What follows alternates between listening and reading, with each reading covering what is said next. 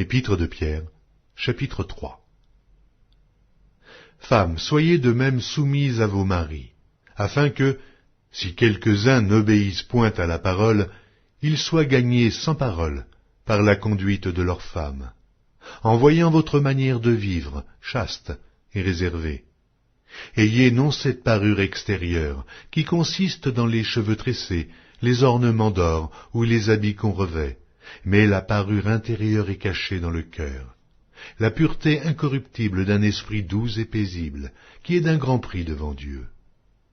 Ainsi se paraient autrefois les saintes femmes qui espéraient en Dieu, soumises à leur mari, comme Sarah qui obéissait à Abraham et l'appelait son Seigneur.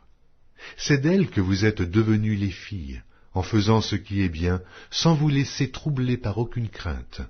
Marie, montrez à votre tour de la sagesse dans vos rapports avec vos femmes, comme avec un sexe plus faible. Honorez-les comme devant aussi hériter avec vous de la grâce de la vie.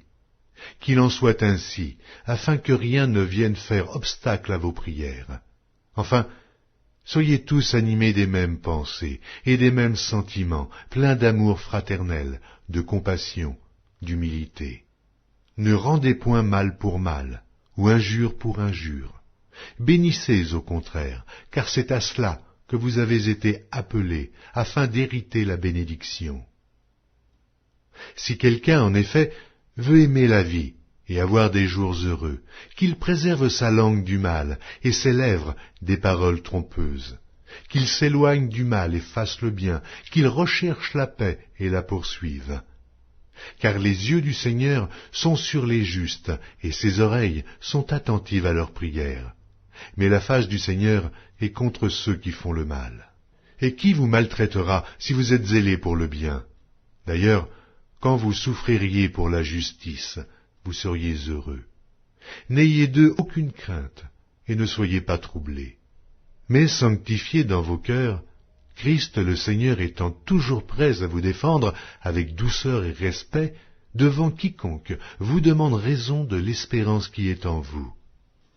Et ayant une bonne conscience, afin que, là même où ils vous calomnient comme si vous étiez des malfaiteurs, ceux qui décrient votre bonne conduite en Christ soient couverts de confusion. Car il vaut mieux souffrir, si telle est la volonté de Dieu, en faisant le bien qu'en faisant le mal.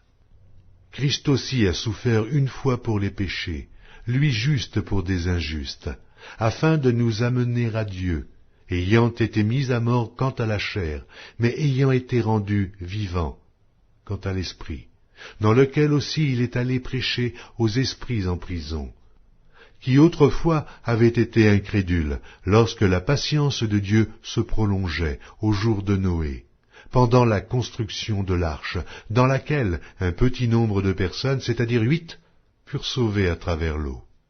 Cette eau était une figure du baptême, qui n'est pas la purification des souillures du corps, mais l'engagement d'une bonne conscience envers Dieu, et qui maintenant vous sauve, vous aussi, par la résurrection de Jésus-Christ, qui est à la droite de Dieu depuis qu'il est allé au ciel, et que les anges, les autorités et les puissances lui ont été soumis.